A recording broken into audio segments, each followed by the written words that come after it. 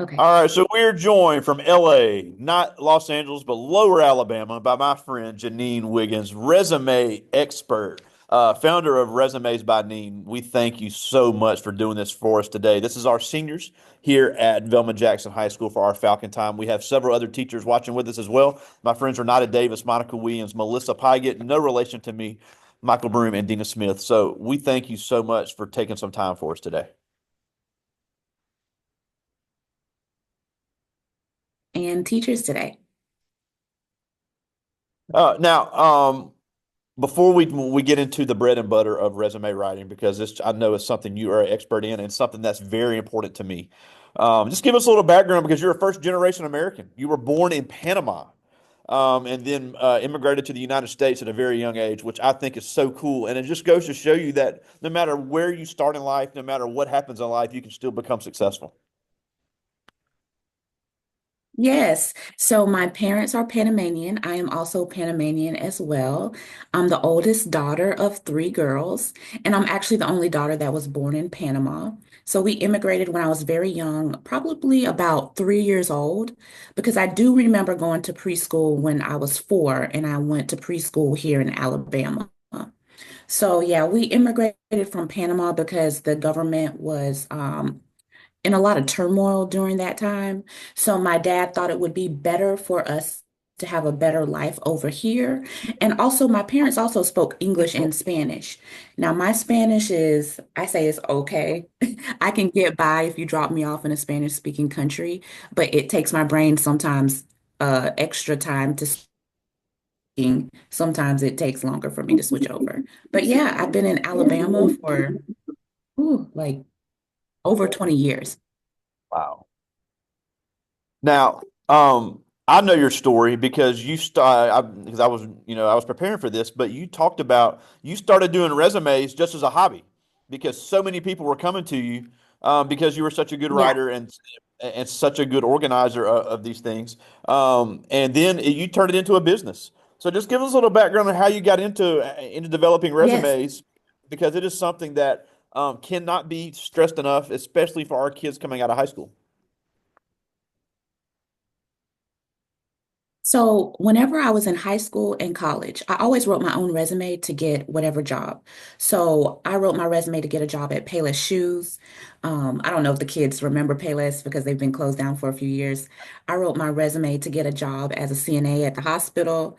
I wrote my resume to get my first job out of college, which was working at a corporate organization that does software for healthcare. And then I started writing my friend and family's resumes. So they actually were getting the jobs. And I was like, okay, whatever I'm doing is working. I would research what they wanted to do. I would line up their past positions with where they were going. I would add relevant skills, a career summary, and all the things. And my friends and my family, they were landing jobs left and right. So then I found out that people actually charge for this service because having somebody else write your career story saves you time, it saves you the effort and the headache. So I decided to transition my hobby into a business where now clients actually pay me to help them I'm not going to say land the roles because I can't land the role for you. You still have to interview. But I help them position themselves on paper where they're marketable and an employer is intrigued by them and wants to interview them. Absolutely. And, I always said a goal of a resume is not to get the job. The goal of a resume is to get the interview, which is a whole different rabbit hole to Yes. go down.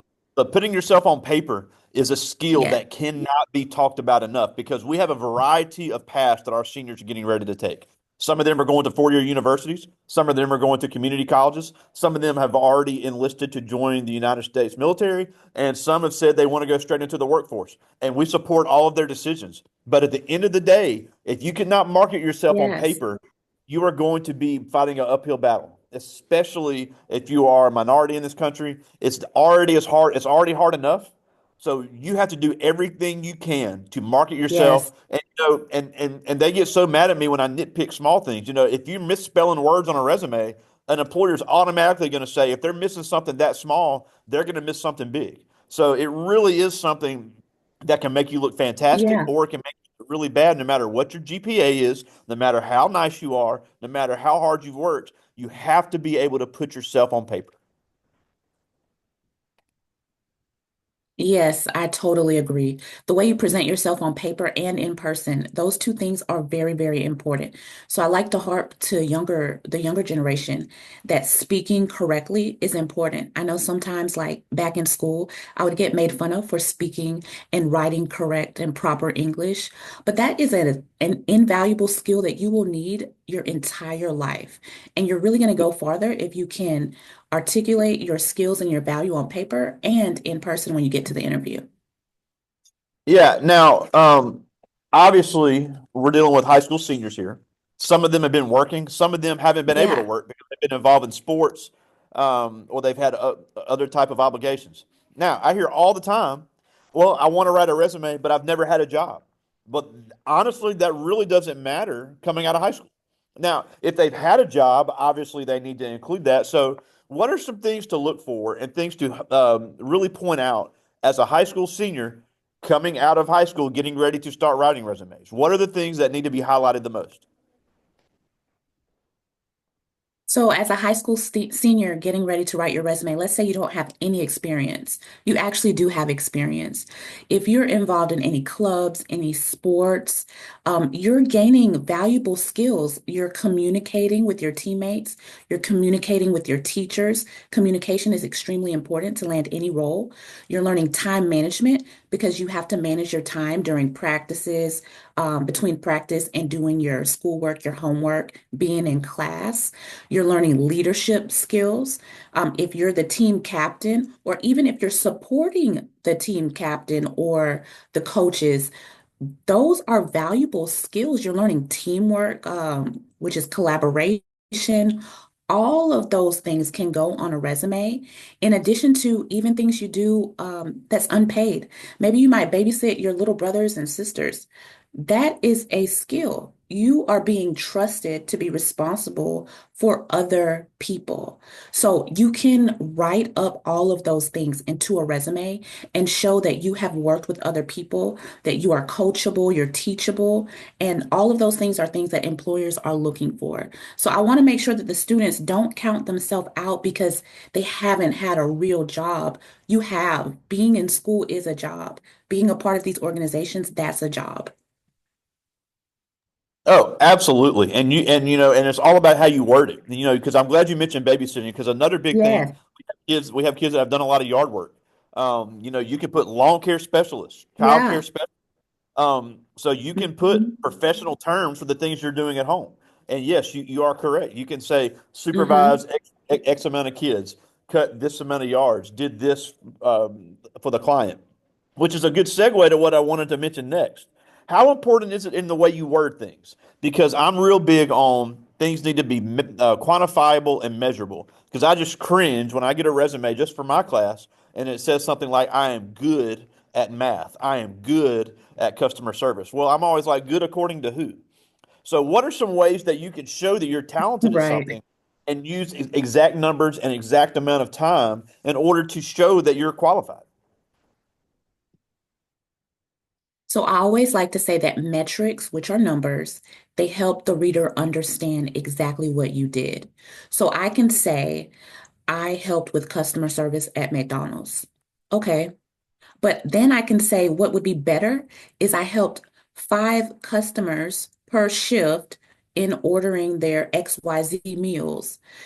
That way, the reader can tell, okay, they weren't too busy at that location. Or if I say I helped 100, wow, they can really manage speaking and dealing with a lot of customers at one time or during one shift. So things that you can quantify are things like dollar amounts, the number of something, the size of something, the percentage that something improved after you touched it. So those are things that you can quantify, and I always like to see numbers in a resume.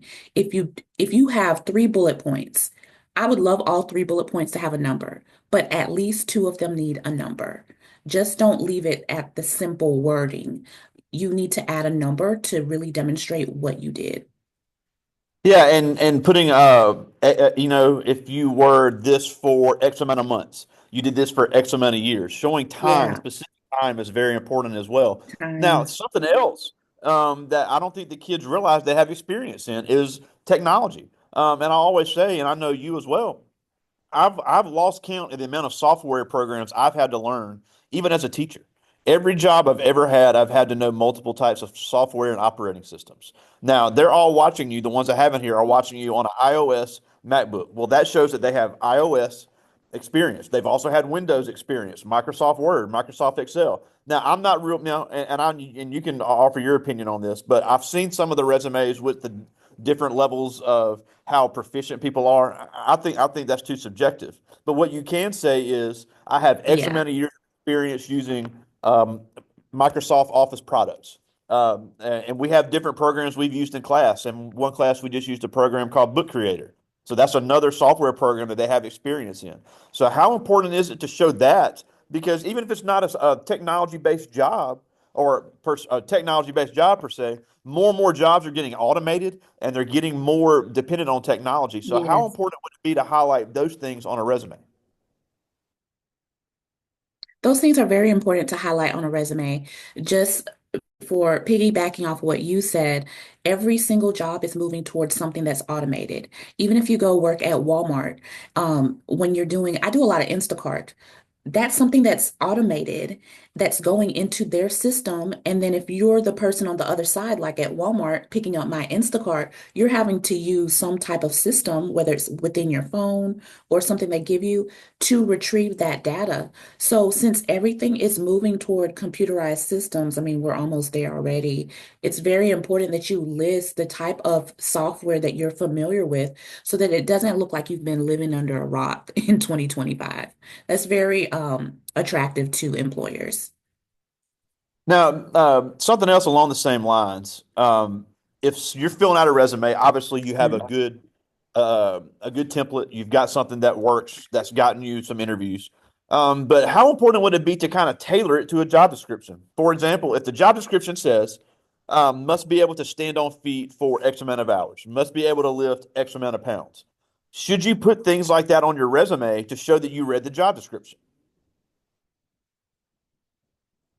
Yes, definitely. So the way you can put that on your resume is you can go in your bullet points and demonstrate that you've done those type of tasks in the past. So you don't necessarily have to say, I can lift 50 pounds, but you could say, let's use the yard work example. Helped so many customers with their yard work, lifting tons of bags of leaves of up to 50 pounds. That's some way that you can incorporate what the employer is looking for in your resume. Because again, we don't want to just write a resume with accomplishments and duties that we think is important to us.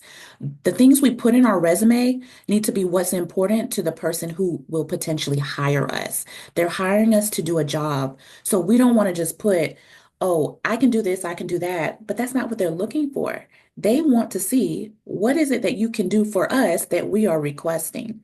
So tweaking your resume, which is also tailoring your resume, is going to be very, very important to actually passing through the ATS systems for those companies who use an automated system and passing through real human eyes who are reading those resumes.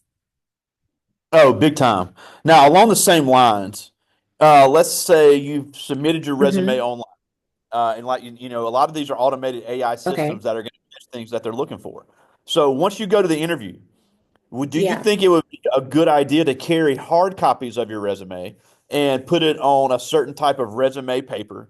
Because I always say, look, they used AI to get your resume there. They may be three or four people interviewing you. They may all may not have copies of your resume. So how important is it to have copies ready to give to people in the case of going to an interview, or if it's a job where you still mail in the resume because there are actually a few of those that still exist. So, uh, what do you think about having the hard copy with you when you go to an interview? I think it's valuable to have a hard copy of your resume. For one, maybe some of your skills may have changed within the time frame that they call you back. a lot of these employers, sometimes you're not getting called back within a week or two of submitting your application. It might be a few months. So you may have done some other things that your resume is now updated to showcase more skills and achievements. So I would recommend going to somewhere like Staples or Office Max or Office Depot, getting your resume printed on some good paper. If you just ask for resume paper, they know what that means. Even in the paper section, there are papers that are titled resume stock paper. Print it on that type of paper. That paper is not flimsy. It's not going to tear up. It's durable.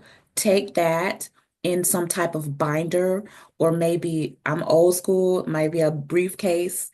You guys may have not seen a briefcase, but I'm telling my age, but some type of binder or a notebook, right? Have it so it's not wrinkled, and have your copy of your resume and your cover letter so that you can give them an updated copy. Employers still take that. And just a fun fact, my first job out of college, I faxed my resume to the number that was listed in the newspaper. Back in the day, they had jobs listed in the newspaper. So I would Oh look through the yeah. newspaper, see what I would be interested in, and I faxed it in. They actually called me back, and that was my first job. I stayed there 13 years. So Wow. it's very important, and jobs still, I don't know about faxing so much, but people still use fax machines, people still use emails, and people still apply online. So being ready for all types of applications is going to be very important. Now, I want to also hit briefly on the cover letter because I know you also focus on that. If a Mhm. job, unless it Yeah, says specifically, do not include a cover letter, should you always include a cover letter with a resume? you should. Unless it says don't include one because we will not read it, don't include one. They're not going to read it. But you need a cover letter. A cover letter is like an invitation to get to know you more. So it's like a handshake. You know, if somebody gives you a weak handshake, you're kind of like, I don't know about this person. So you don't want a weak cover letter. Your cover letter is going to tell them why you're interested in the position, a little bit about yourself, and just sound excited. You should be excited to apply, right? So you want to submit a cover letter, even if it says optional, submit the cover letter. You can use the same cover letter for all jobs, but tweak it. Make sure you're putting the hiring manager's name if there's one listed on the job posting. Make sure you're tweaking it to include the company name. So you don't want to include a cover letter that says to Chick-fil-A and you're applying to Target or something, right? So you want to make sure you're paying attention to details like that and send the cover letter. Takes a little bit more time, but you need to send a cover letter. Yeah, and at the same time, I'd even say it's almost like a tryout. They're going to see how well you write. They're going to see if you can write a Mhm. professional email, and Yeah, then make sure, it'll even say in the job description, send application and job number X 1234. Because like you mentioned, Target, a large company like Target that has thousands of job listings, it's going to have to get sent to the right person. And I have literally met people that said I messed up the job number, it went to the wrong person, and I got a rejection letter 2 days later. So it can be a big disappointment if you right. cannot pay attention to those small details on a job application. Mhm. And it's also showing them that you can follow directions, like you said. That's like part of getting the job. So many people lose out and they on roles, they get rejection letters just because they can't follow simple instructions. So you'll be way ahead of the curve by just following directions. Absolutely. Now, and they're coming up with some questions, but I do have a couple more things I did want to talk about, and then obviously we're going to talk about your business. But when it comes to resumes and cover letters, no matter what the job Okay. is, should you always have that available on a job application?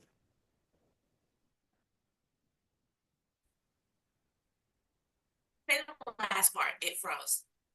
Yeah, I'm sorry. Should you always have I that just available asked, no on matter a, what the job it's is, okay. because you said you had a resume for when you applied for CNA, you had a resume when you applied for anything. So no matter what the job is, should you always Yes. have that resume as part of your application? Yes, because most applications, they're going to want you to fill out the application. Then they're going to want your resume. So it does seem a little bit tedious because you're giving them the same information twice most of the time. But again, that's just another step to weed people out who are going to follow the directions. So if it asks for you to upload your resume, please upload it. Don't just rely on them to read your application because they may be using a separate system to scan the resumes.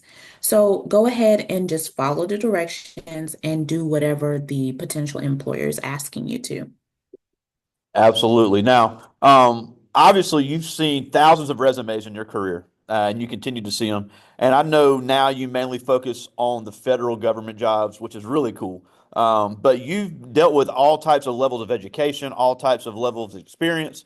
But what are the biggest mistakes people make on resumes, especially young people trying to get their first job out of high school, that you see is made that can literally cost them a job just because of a mistake they make on a resume? I think one main mistake, and this is across all levels, from high school seniors to senior citizens, right? The formatting, inconsistent formatting, having lines that are one line is long, one line is short, inconsistent fonts. Your resume should be one style font throughout. Your resume should be readable, so at least a 10 to 12 font. If it's too little, I can't read that, and somebody's not going to strain their eyes to read your resume. So just simple things like that, and then misspelled words, like attention to detail is very important. There's so many programs that can check your spelling. I like to use Grammarly. I don't like to rely just on Microsoft Word because I've noticed here in the past few years, Microsoft Word can miss things. But Grammarly, using some form of AI to spell and grammar check your document, that is very important. I mean, I've read resumes all the way up to PhD level with misspelled words, sentences that don't have periods. That's crazy to me. When we have all of this technology that will actually do that for you and that can be your second set of eyes. We're humans, we're going to miss things. But the least we can do is our due diligence to make sure that our formatting, our fonts, and our spelling and grammar are correct. So, definitely, as a high school senior, you're just coming out of school. So, all of that should be fresh on your mind. So, please make sure you're using some type of spell checker for your documents. Absolutely. Now, and they're handing me some good questions, but we got to talk about resumes by Okay, Neen.com. awesome. You've been a great entrepreneur Okay, here for the last several years. You've offered all kind of services, and you yes. have things that they can sign up for to start getting resources now. And you have some great online resources. And I know that we're going to connect you eventually. She's doing the ASVAB right now. We're going to connect you with our JROTC lead instructor, Lieutenant Colonel Jennifer Francisco, because you've dealt with a lot of people transitioning from military life to civilian life, and a lot of civil service jobs in the military. So, just talk about some of the things that you offer, and ways that they can sign up right now, to get some of the resources that you offer. Sure. So I was focusing heavily on federal resume writing. However, with different changes in the government, I have opened back my services to all resume writing, which is what I started my business with back in 2015. So I am very well versed in writing resumes from high school all the way up to PhD level. But one thing, well, first I want to mention the website is resumesbyneen.com. Do you want me to drop that in the chat? Yeah, and Or is and that and, something and they can see? I've already, I can definitely send it to them, Or you but can they email it. already have the link. Okay, Yeah, yeah, I've already forwarded them the email, and they've been able to see awesome. that, able to So, get on that. okay, awesome. So one of the things I wanted to offer the students at Velma Jackson High School is a resume checklist. So I made a checklist and it's a guide specifically for high school juniors and seniors, or even if you're anyone of your friends who's already graduated recently. And it's a checklist that's just going to cover what you should include on your resume, right? So it is just a checklist. It's not going to tell you how to build your resume exactly, but it is a good guide on, hey, did I include a career summary? Did I include skills? Did I include my bullet points with metrics and numbers? So that's going to be a checklist that you can get if you visit Resumes by Neen, and it's /shop. Now, your teacher did send you guys the email with the exact link. So you can click that link. It's free. So all you have to do is fill out the information, and it's not going to ask you to pay anything. You just hit submit. So it is going to look like you're checking out, but you're not going to be charged anything. And then another thing that I have is for high school students like yourselves, and it's actually the full guidebook on how to write your resume straight out of high school or as a senior who hasn't graduated yet. With that packet, you're going to get a resume template. So that's my best practice template for your level, your entry level positions. You're going to get two cover letters that are already written. All you have to do is tweak them. You just have to add your name to it, add some of your skills and interests. But the meat of the cover letter is already created for you. And Wow. that's two of them. Then you're going to get the guidebook that's going to go over all the details and all the aspects of writing your resume with an example. So in there, I think the example, her name is Jasmine Carter. So of course I change all the names of, I'm not going to put a real student's name, but you can see her resume and you can see exactly what she was shooting for. And she was a high school cheerleader. And I even put that she went to Velma Jackson High School. So that should resonate with you guys. But I made a code for y'all and it's Velma 50. So you can get 50% off and it'll make it $8.50. So that is like a cup of coffee, but this is an investment into your future. So if any of you guys are interested in that, that really is a good tool to help you write your own resume. And just remember, as you progress through your career, your resume is going to get longer and it's going to be more extensive. So right now, you should have a probably half a page to 1 page resume, if that. Don't let that deter you or make you feel bad because you're just starting off. As you get more jobs, as you get more experience and skills, your resume will become longer. Yes, and also on top of that, Oh, I forgot one. to mention Oh, go one more ahead. thing. Go ahead. I'm sorry. I was going to say, after this Zoom webinar, if you guys leave me a review on Google, which um, your teacher has sent you that email to, I'm going to enter everybody who leaves a review today up until noon tomorrow into a drawing where I will gift you that packet on how to write your resume for free. So you want to make sure you do that because you'll actually just get that resource for free. Wow, and they definitely have that as well. Now, but I wanted to also mention, and that's a great point because as your education increases, as your experience increases, your resume changes, Yeah. and it's important to not leave your stuff from high Yes. school when you've gotten multiple degrees. So the word I always use is relevant. You know, anything that's relevant to the job you're applying for, and if there's a gap in there, that's fine. You can explain that in an interview. I had an employment gap where I had some experience Hmm. that wasn't really relevant to applying for teacher jobs. People asked me about it, and I said, "Well, at that time, I was working in a different industry." Oh, okay. I didn't waste time. I didn't waste space on a resume to have that on there, and it literally took 5 seconds in an interview to explain it. So I think that's very important to remember as well as you start Right. progressing through experience, high school, college. You know, really focus on the relevance of the information on the resume. Right, that is super important. A lot of people get nervous, especially with COVID that just happened. There's going to be gaps. I know you guys are probably much younger because you guys are high school seniors, but nobody is looking down on you because maybe you haven't worked before. Things are kind of now just getting back to normal. So there really wasn't an opportunity for you to work before because one, you were younger, and two, COVID took over everything. Everybody was either not working or working from home or something virtual. So whenever you go on an interview, I just want to say, make sure you're confident. Don't make your age intimidate you, thinking that you're not good enough to land a job, because we all had to start somewhere. My first job was at KFC, and I actually had a fun time at that job. I didn't cook, I was the cashier, but I stayed there about a year, and then I moved to working at the UPS store. And then I stayed there about 2 years, and then I moved to working to Payless. So every experience builds upon the next. And you're going to wake up one day and look, and you're going to be working at the job that you actually desire to work at, because throughout the years, you've gained skills at all the other positions. Absolutely, and don't sell those positions short. You've showed that you've handled money. You've been face to face with customers, so that is something that employers are going to look for. They know kids are coming out of high school that you're not going to have 10 years of corporate America experience, Right. but it's important to highlight the important things in those jobs. I do have time for a couple questions, and these are I like these. These are both really good. First one is Joel Fleming. He's a Okay. senior, signed to play football at Mississippi Delta Community College. So we really support him in that Awesome. as he continues his athletic career. But he's asking about being an entrepreneur, and he said, developing your business. What was the hardest thing you had to figure out?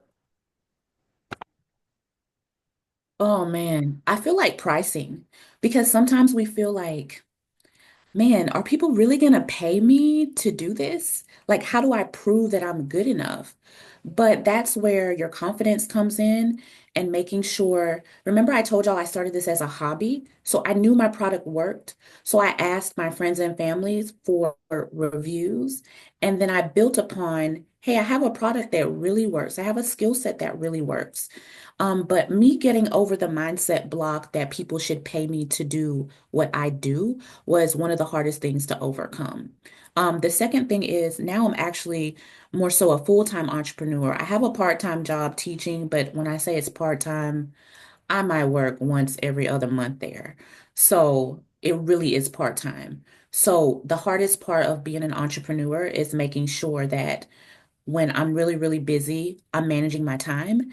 And then when I'm a little bit slower, I have more of an opportunity to plan more, create more resources, and just doing a healthy time management balance. Absolutely, and I think it's important, But thank you and I'm for that glad. question. Yeah, it was really good. And I'm glad you mentioned pricing because I think a lot of high school kids, they want to get into entrepreneurship, which is great. We've had several alums already start successful businesses, but they got to get out of that high school mindset because they'll start posting their stuff. They got a great logo, great concept, and I'll immediately say, you're not charging enough because you can't think of your family and friends as your Right. target. You got to look at people that actually would pay for your services. But that is a great point. I'm glad you mentioned that. All right, I like this question. This is John Taylor, Thank who's you. going to be joining the military here in a few months. And he asked, I'm joining the Okay, military. Did awesome. you ever think about joining the military? And how do I translate military experience onto a resume? Okay, that's an awesome question. That's right up my alley. So, no, I never thought about joining the military. At first, I didn't know what I wanted to do. I started college thinking I was going to nursing school, and I did go, but then I switched my major to communication. But my husband is in the military, and he had a great military career until he medically retired.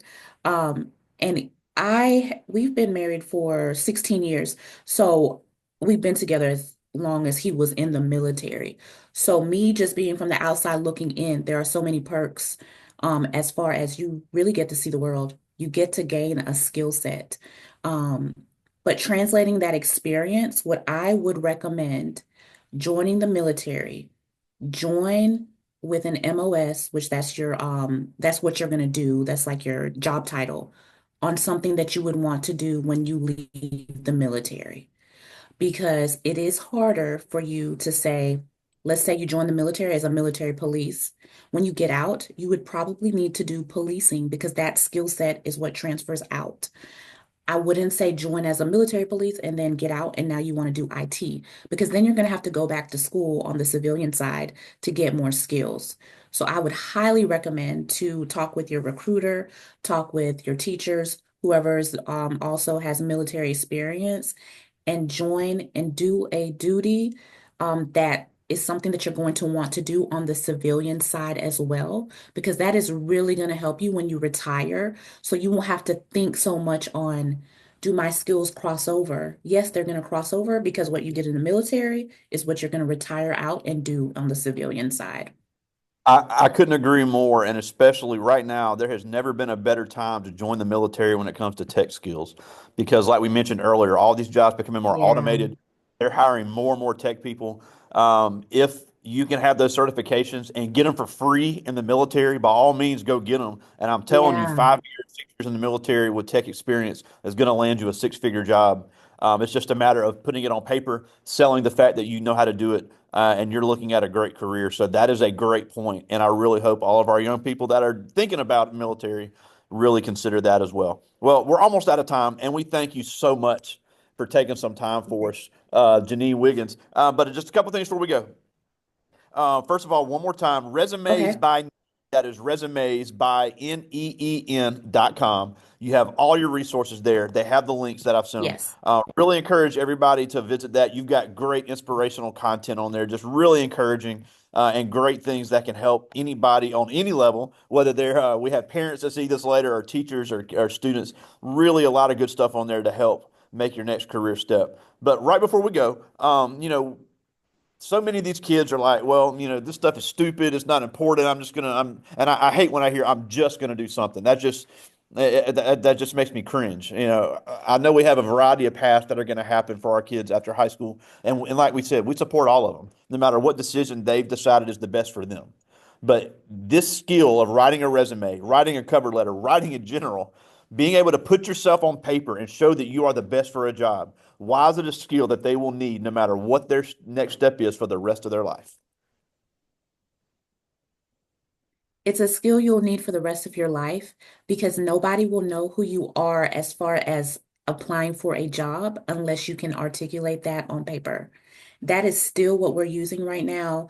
I know a lot of, there's rumors where companies are going to switch to using different types of applications, but I don't see that happening right this second because they still want that resume. Regardless of if it is a paper resume, I've even seen virtual resumes where you are speaking about yourself on a video platform. You have to know how to articulate your values so that you are marketable to open doors for you. And that's really all it comes down to. Your resume is going to open a door for you based on how good it is. Awesome. Well, again, we thank you so much for joining us. Next time in Mobile, we got to get together. We thank you so much. Janine Wiggins, all Yeah. the way from Lower Alabama. Thank you so much for joining us today.